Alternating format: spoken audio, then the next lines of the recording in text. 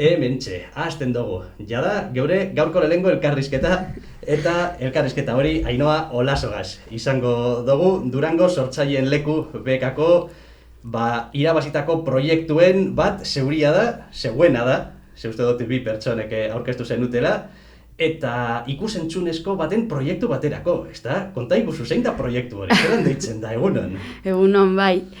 Eskerrik asko gonbidapena luzatzearren, anatortzeko. Enara Garziak eta biok, Enara Garzia Leioako laguna eta biok aurkeztu ginen sortzaileen leku beka sariketa horretara. Hemen bizi da maitasuna deitzen dan film laburraren proiektuarekin. Hemen bizi da maitasuna fikziozko drama bada, 14 minutu inguru irango daben labur metraia.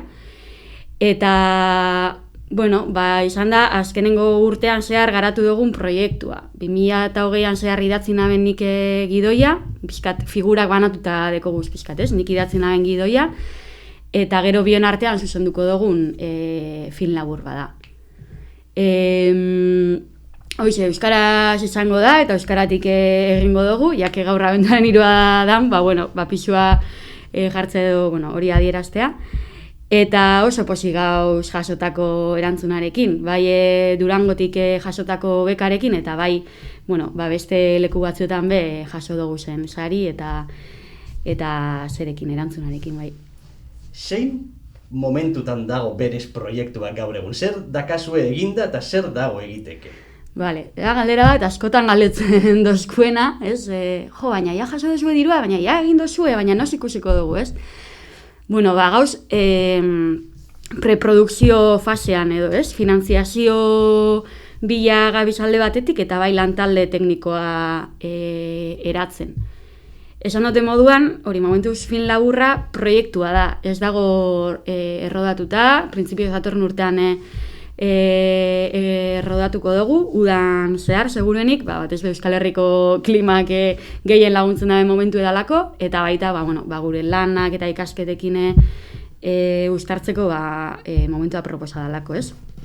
Hori, gidoia 2020an idatzi nahen, eta ordutik ibili gara proiektua garatzen, ez? 2020ko abendu partienero jaso ginen aukera programaren berri. Aukera programa da, hemen elkarteak aurkeztu zuen programa bat, lehenengo edizinu izen da urtengue. Eta hemen elkartea da Euskal Herriko ikusentzunezko emakume profesionalen elkarte bat. Eta horren helburu da batez be, zinemagintzako emakumeen bizibilidadie auspotzie eta kasu honetan aukera mentoretza programakin, neska gaztiek mundu horretara hurbiltzeko aukera bat emoti, ez? Orduen aurkeztu ginen programa horretara. Horretarako, gidoiaz gain, proiektua pixkat garatu behar izan ginen, ez? Dosier bat aurkeztu ginen, eta bai horria hasi behar zara proiektua garatzen, ez? Zein den zure ikuspuntua, zer referentzia deko zuzen, pixkat nundi datorren ideia, eta hainbat kontu azaldu behar izan gendu zen. Orden ja horraz izan elkarlana Enara eta Bizon artien. Hor, mentoretza programa horretara aurkeztu ginen, eta ez dakitena sakortan zen bat proiektu aurkeztu ziren, 40 batero, eta hortik 5 proiektu aukeratu ziren. Gurie bat, ez? Hemen bizi da maitasuna film laburrarena. Aukeratuek izen eta ordutik eta azarora bitarte egon gara mentoretza programaren barruan. Mentoretza programa izen da zinema munduko profesionalekin proiektua bera garatzea. Bai, gidoiaren aldetik, produkzioaren aldetik, zuzendaritzaren aldetik, bai egon gara Esti Urresolarekin, Lara Izagirre Sornotzarrarekin, Olazio Bide, Maider Oleaga, hainbat kiderekin, ez? Eta ebili gara, 5 proiektuen artean, bai bakotza bere proiektua lantzen, baina aldi berean talde lanean, ez? Eta oso pozik gauz, prozesu horrekin, pila bat ikasi dugu, egia esan, eta uste dugu proiektua pila bat hobetu dala, onino lan pila bateko egiteko, baina bai oso pozik, eta proiektua garatu dugune bide horretan, ibili gara dosier bat eratzen, ez? Bai mentoretza programa hori Zinebi Festivalean amaitzen salako edo, ez? Eta Zinebi Festivalean pitchin bat egin behar izan dugu, izen kuriosoa da, nire lagunik barra iten da pitchin berbarekin da aurkezpen moduko bat, ez? Zure proiektua azaltzea edo aurkeztea. Eta pitchinarekin, bost proiektuak egin behar izan dugu aurkezpen hori, eta gero ja sari banaketa egon da, bost proiektuei sari bat emateko, ez? Eta hor, 3 sari egon die, eta hemen bizi da Maitasunak, euskeraz garatzeko proiektuaren saria jaso zaben bertan. Horren bidean bai, Durangoko bekara aurkeztu ginen, orduan ja, 2 sari ekonomiko jaso dugu zela esan aldugu. Orduan hori finantziazioan kriston aurrera pausoak emon dugu eta oso posi gauz, beste balintza baten jartzen gaituelako. Ondino ez dugu gure gauzenakin geratu, bai gurogu saiatu beste nunun be diru etopetan, eta gero ja talde teknikoa eratzen be gabiz paraleloki, ez?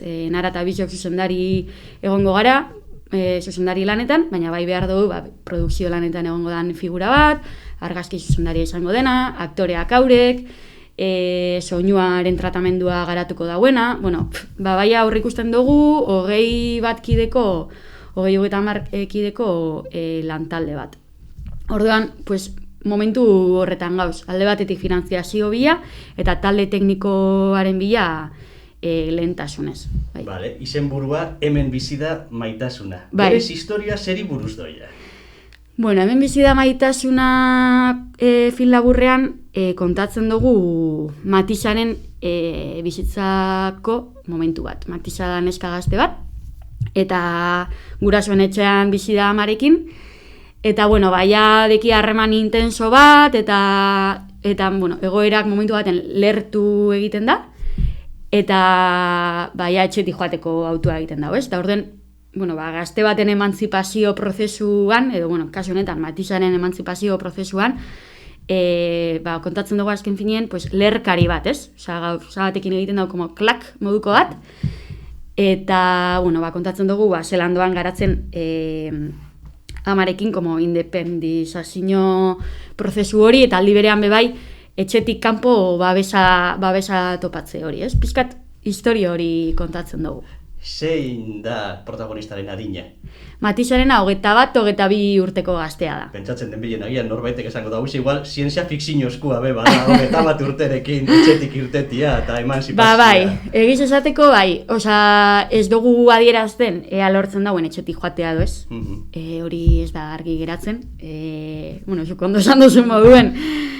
Euskal Herrizen dauen emantzipazio adintartie, geroz eta gora udoie, alkilerran preziope bai, eta problematika hori be hor dago, ez? Testu ingurue kontuten hartzen dugu, ez dugu lertzen historia bat kontatzie momentu honetan edo historia kontatzie, testu ingurua kontutan hartu barik, ez? Baina kasu honetan, naiz eta emantzipatzeko adine, pentsetot 30 urte hartien ero dagoela momentu Euskal Herrizen, harinautik urtetan jaku lehia gazti hori, ez? Gurasoen gandik askatzeko edo independizatzeko bierra. Orduan, problematizazio hori be ageri zen itxigurogu bai. Esaten zenigun, udara partian edo, grabetan hastekotan, ala eta guztiz be, horretarako aldez aurretik beste hainbat lan egin behar dire, zeuretzat prozesu, momentuz, bizi izan duzun prozesu guztian, zein da satirik ez dakit, ederrena, errazena, atseginena?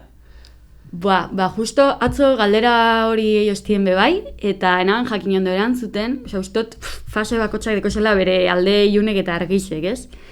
Gidoien nik neuk, ez dakit oso modu bakarti baten edo idatzi naben, ez? Horrek deko zen alde hona eta txarrakin, ez? Zuzauz, eta plantetan zara horri zuriaren aurrien, nire kasuen pantalla zuriaren aurrien, ez? Eta, zuzabiz garatzen ideia bat edo gidoi bat, eta izan alzara autokritiko zure buruekin, eta gauza batzuk berri datzi ez dakiz zer, baina gero heltzen da momentu nun erakutzi behar dozun, ez? Bestela, hor geratzen da, ordenagailuan edo karpeta baten, ez? Eta hori izaten da, segun horren aurrien zau esan, edo segun zer jasoten dozun, bihurtzen zara zure gidoiaren edo historiaren abokatu, ez? Ez, eske hau egin dut honegatik, ez, eske honek nahi dago esan hau, ez? Eta hor sortzen da tentsio bat, nik deko lema bat, eta hau nire uniko irakasle batengatik jaso dut, eta dena proiektuaren alde, ez? Jakin behar da horrekatzen, zer nahi dozun esan, zer puntutara arte nahi dozuen historia hori zure, eta zein puntutara arte egin dutzen non historiari edo, ez? Eta hor tentzin horretan, hoxe. Eta gero, produkzio lanien asko gozatzen dut naragaz lanien, esango neuke zuzendaritza aldetik bai garatzea proiektua, referentziak topatzea, zer gustatzen jakun, pixkat gidoiari sakontasun hori emotean be asko gozatzen dut. Bai, erabaki hartze konstante bat dan arren, bai iruditzen jate jolas moduen be ulertu aldala, ez? Bai kolorekin jolastea, testurekin jolastea, soinuekin jolastea, denari como zentzu bat ematea, ez? Sortzen duzulako mundu txiki bat, ez? 14 minutuko mundu txiki bat, eta hori garatzean asko gozatzen dut. Eta igual gitxien guztien datena produkzio lanak izango litzekez, ez? Igual beste bizitzako espazio askotan betetzen doazen lanak dien arren, ez? Jentie deitu, hau lotu, bide bat moztu, dirue topau, hori ene izen dut, beste talde batzutan, gazte elkartietan eta beste leku batzuten, baina, film laburrari dago gizonez, uste dut ezin zela bete figura danak pez, ez? Eta enarak eta bisok, zehaztu behar dugula zerrein eta zerrez. Orduen, diru kontue, kontratue, seguruek eta gure guztez zentralizau, ez? Eta horretan, kapasadan edo gustora inaldauen persona batekin kontau. Gutxi gora bera, bisualki, deko zute ze moduzko film laburra nahi dozuten. Ze gaur egun bizigera oso ikusentzunezko gizarte batian, mundu guztia deko geure iritzia, hausea, egin bida, beste batera egin bida, baina zeuen ideia gutxi gora bera, zeo zerrekin konparatu dezakegu, zeo zerren berdintzu, edo... Justo nara eta bizo gara pelikula asko eta ikusentzunezko produktu asko konsumitzeko personak, ez? Eta eukin dugu zainbat referentzia proiektu garatzerako momentuan. Gero esan biot, nik neuk eta esango neuken arape bai, saiatzen garela edozein lekutatik referentzia jasoten. Ez hainbeste referentzia bat hartu eta hori kopiatzen edo hortik edaten, ez? Baizik eta konsumitzen dugun danetatik, eta saiatzen gara alik eta gehien konsumitzen, hortik danetatik ezaugarri diferenteak hartzen, ez? Guztetan jakun horri atentzioa jarrita.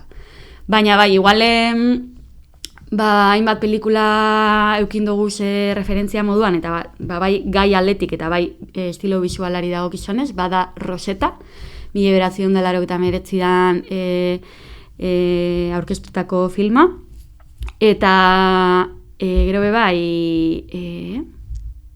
Jo maté a mi madre.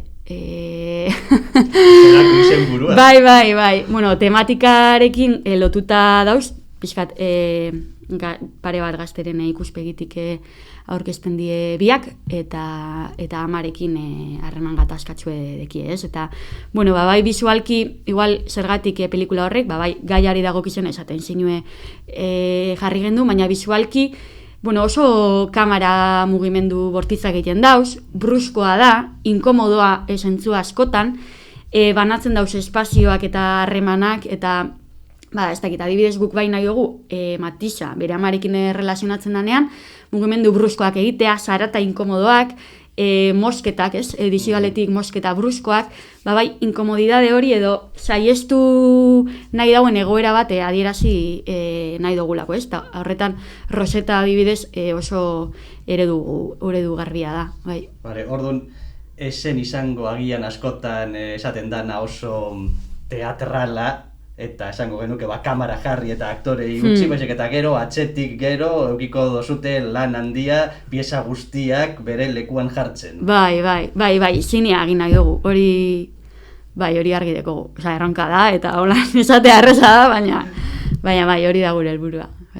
Eta oraintxe bertan, urtea amaitu bitartean, dituzuen helburu hurbilenak zeintzuk lirateke?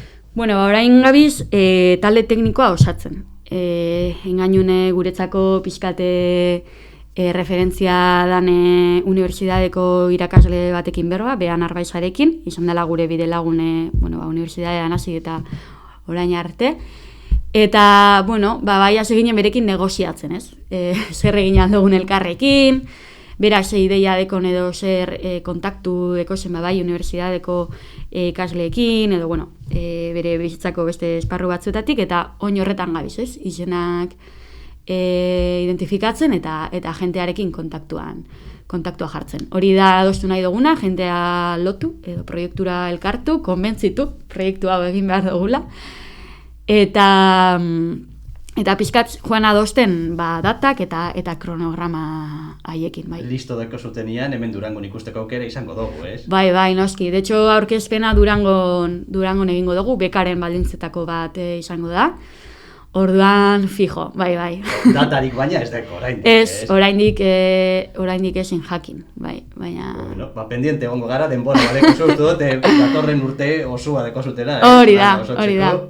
Espero dugu dana ondo joatea, eskerrik asko, Ainhoa Olaso, gurekin izatearren, gogoratu egingo dugu, hemen bizi da maitasuna. Ez dakite, azkenian, amaitzen dugunean labur metraia jakingo dugun non bizidan maitasuna, edo ez, baina espero dugu gutxien ez ondo pasatzea seguru baietz. Ondo, segita, horrengo artea. Oso ondo, eskerrik asko.